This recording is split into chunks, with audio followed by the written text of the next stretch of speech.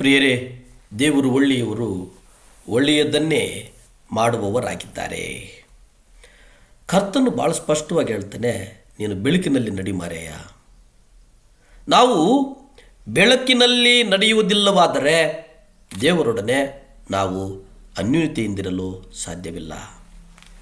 ಸತ್ಯವೇದ 1 ಯೋಹಾನನು 1ನೇ ಅಧ್ಯಾಯ 7ರಲ್ಲಿ ನಾವು ನೋಡ್ತೇವೆ. ಆತನು ಬೆಳಕಿನಲ್ಲಿರುವಂತೆಯೇ ನಾವೂ ಬೆಳಕಿನಲ್ಲಿ ನಡೆದರೆ ನಾವು ಒಬ್ಬರ ಸಂಗಡಲೊಬ್ಬರು ಅನ್ಯೋನ್ಯತೆಯಲ್ಲಿದ್ದೇವೆ. ಆತನ ಮಗನಾದ ಯೇಸು ಕ್ರಿಸ್ತನ ರಕ್ತವು ನಮ್ಮನ್ನು ಸಕಲ ಪಾಪದಿಂದ ಶುದ್ಧಿ ಮಾಡ್ತದೆ. ಪ್ರಿಯರೇ, ಗಮನಿಸಿ, ಇಲ್ಲಿ ಒಂದು, ನಾವು ಕರ್ತನ ಬೆಳಕಿನಲ್ಲಿರುವಂತೆಯೇ ನಾವು ಬೆಳಕಿನಲ್ಲಿ ನಡೆಯಬೇಕು. ಒಂದು. ಎರಡನೇದೇನಪ್ಪ ಅಂದರೆ, ನಾವು ಒಬ್ಬರೊಟ್ಟಿಗೆ ಅಂದರೆ ಒಬ್ಬರೊಟ್ಟಿಗೆ ನಾವು ಅನ್ಯೋನ್ಯವಾಗಿರಬೇಕು. ಹೀಗೆ ಅನ್ಯೋನ್ಯವಾಗಿದ್ದರೆ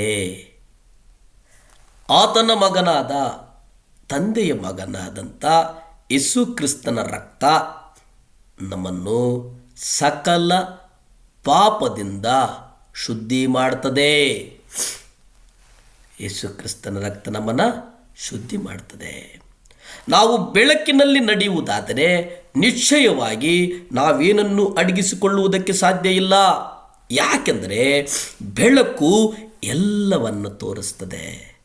ಕತ್ತಲಿನಲ್ಲಿ ನಡೆಯುವ ವ್ಯಕ್ತಿಯಲ್ಲಿಯೇ ತಮ್ಮ ಜೀವನದಲ್ಲಿ ಏನಾದರೂ ಅಡಗಿಸಲು ಇರುವುದಕ್ಕೆ ಸಾಧ್ಯ. ನಾವು ಬೆಳಕಿನಲ್ಲಿ ನಡೆದರೆ ನಮ್ಮ ಜೀವನ ಒಂದು ತೆರೆದ ಪುಸ್ತಕವಾಗ್ತದೆ, ಒಂದು ಪುಸ್ತಕವಾಗ್ತದೆ.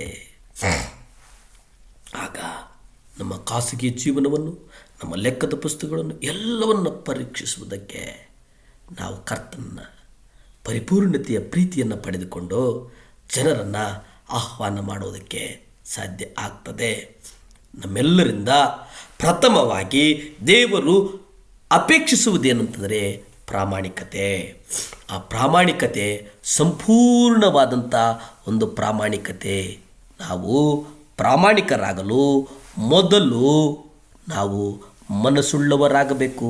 ಮನಸ್ಸುಳ್ಳಬೇಕು. ನಮಗೆ ಆ ಮನಸ್ಸಿರಬೇಕು.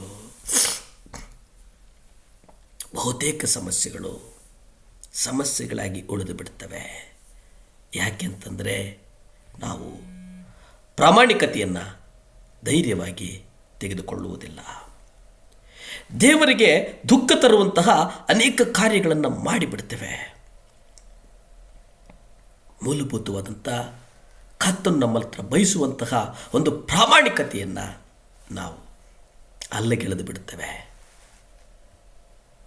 ಯೋಹಾನ ಪತ್ರಿಕೆ 1ನೇ ಅಧ್ಯಾಯ 47 ನೋಡಿ. ನತಾಯೇಲನ ಬಗ್ಗೆ ಯೇಸು ಹೇಳಿದ ಆ ಮಾತುಗಳನ್ನು ನಾವು ಪದೇ ಪದೇ ಓದಿಕೊಳ್ಳಬೇಕಾಗ್ತದೆ.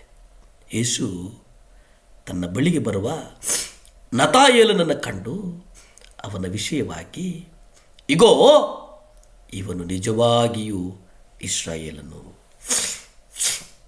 ಇವನಲ್ಲಿ ಕಪಟವಿಲ್ಲ ಅಂದನು. ಯಾರಲ್ಲಿ ಕಪಟವಿಲ್ಲ?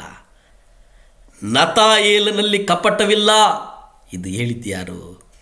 ಯೇಸು ಸ್ವಾಮಿನೇ ಹೇಳ್ತಾರೆ. ನನ್ನ ಬಗ್ಗೆ, ನಿಮ್ಮ ಬಗ್ಗೆ ಯೇಸು ಆ ಮಾತುಗಳನ್ನು ಹೇಳಬೇಕು ಎಂಬುದಾಗಿ ನಾನು ಬಯಸ್ತೇನೆ. ಕರ್ತನ ಆ ಮಾತನ್ನು ಹೇಳಬೇಕು. ಯೇಸು ಆ ಮಾತುಗಳನ್ನು ಹೇಳಬಹುದಾದರೆ ಬೇರೆ ಯಾವುದಕ್ಕಿಂತಲೂ ಅದು ಹೆಚ್ಚಿನ ಬಹುಮಾನ ನಮಗಿಲ್ಲ.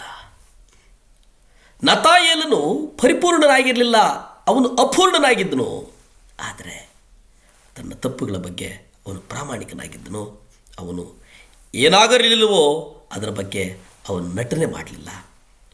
ಅಲ್ಲೇ ಅವನು ಅನಾನಿಯ ಮತ್ತು ಸಫೇರಳಿಗಿಂತ ಭಿನ್ನವಾಗಿದ್ದನು.